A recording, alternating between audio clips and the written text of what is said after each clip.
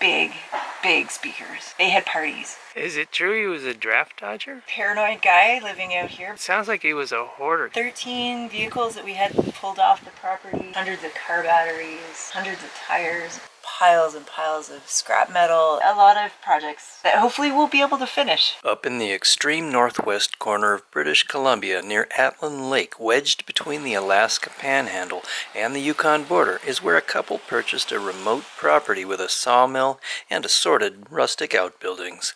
They expressed to me that they did have their "oh shit, what have we done" moment.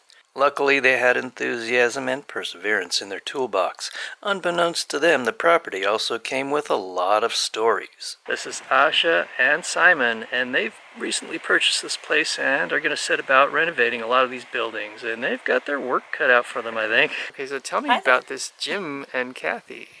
Well, we actually don't, we'd never met them. Jim passed away a few years before we bought this property, which was about 3 years ago. So we understood that once Jim passed away sometime, probably around 2016, 17, Kathy moved to their place down in the Okanagan. And then this place sat empty for about 3 or more years before we bought it. When we arrived here, it was fall, deep fall of 2020, and it was pretty wild.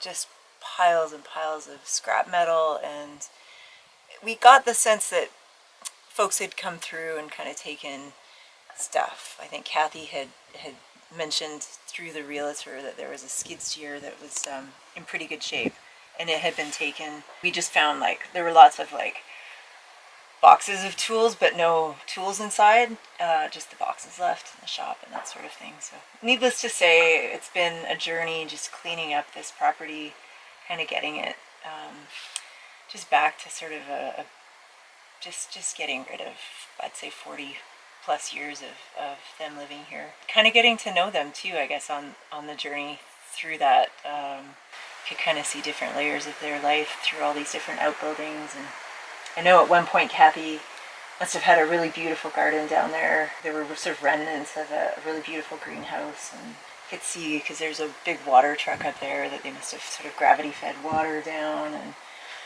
so we kind of like to imagine what it would have been like when it was in its sort of heyday and really beautiful here. And so it feels like we've sort of gotten it back to at least sort of being able to see that, which is really, really lovely. They lived here for probably over 40 years, we understand. At one time that sawmill was going full steam. I think they must have had different people come and live here and help them out, just based on different outbuildings that were here. Learn bits and pieces about them through other folks that live in town and have popped out. I think Jim was a real character.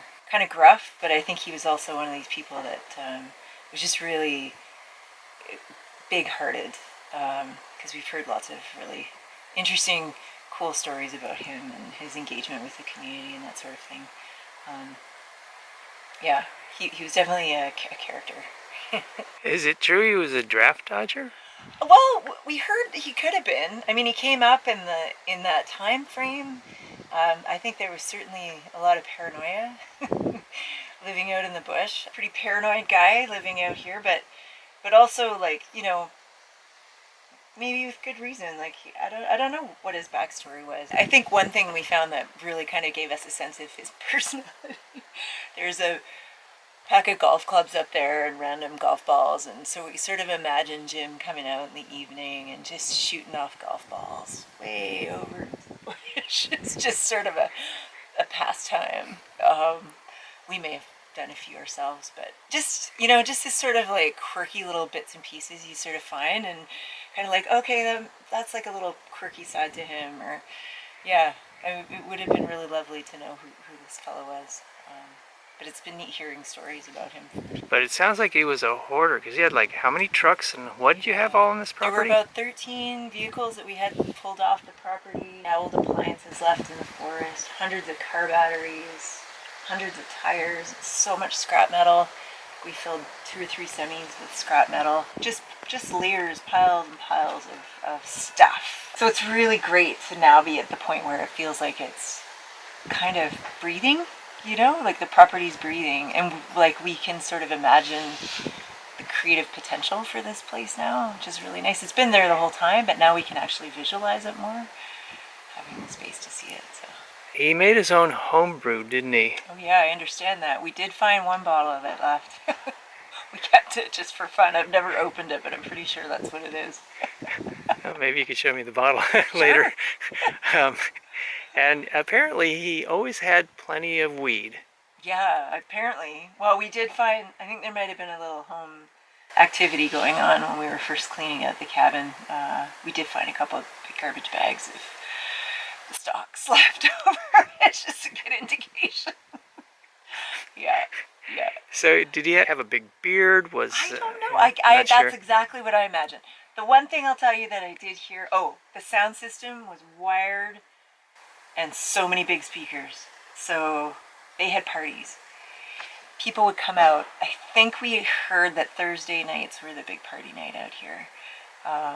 But the sound system was wild. Like big speakers. So I think they like to have some big parties out here. Sounds like it. And everything he did was kind of unfinished, is that right? Yeah, I mean, I think he just, like, really, you know what I sense is that Jim had a real creative mind, and he was starting a lot of things, because you can sort of just see, there's just a lot of projects, you can kind of, like, what were you sort of doing with that? Trying to, like, we often do try and understand, like, what were you doing with this? Yeah, a lot of projects you could sort of see started that hopefully we'll be able to finish. Like we do. I think over the last few years, we sort of feel like we've gotten to know him weirdly, and it would be really cool to finish some stuff. And at first we were like, interested in just building our own things, but as time's gone on, we're sort of seeing the beauty in what's been started and trying to use what's here. There's certainly a lot of wood, so like that old shack that we've sort of re-insulated and turning into a bunkie, and using the material from the old bathhouse to turn into a sauna. And it's pretty cool just to use what's here and try and keep some of that look and feel, because the property's been terraced, right? Because it's all on a slope. And so it's really beautiful because it's all south facing. So in the winter, the light here is just amazing. The sun rises right there in the winter, and we get it all day, and it sets just behind Teresa Island. So we get like full, like as much as the sun is up, we get it here in the winter, which is pretty great for a northern property, just being up a little bit. Yeah, we love this place in the summer, but it's just magical in the winter. Look what Aisha just found. That is some pretty potent stuff, right? Yeah, pretty smelly. It's pretty much pure alcohol, I'd say. And then the homebrew is back here? Well, I mean, I think this is likely... That and maybe these bottles here? I would think so, yeah. Yeah, probably. Still got it in there. Yeah. There's definitely still some pockets we haven't cleaned up yet. We're always finding little nuggets. You might want to keep those as a tribute to Jim. This is the inside of the main cabin.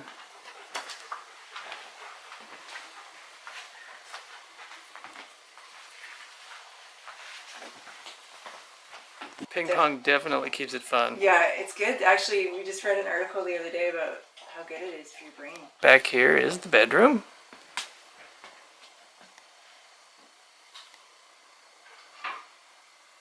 It's thought that these windows are roughly 100 years old. We do throw plastic over them in the winter, but we come and it's so cozy. It takes about a day, and then the whole cabin's just really, really cozy.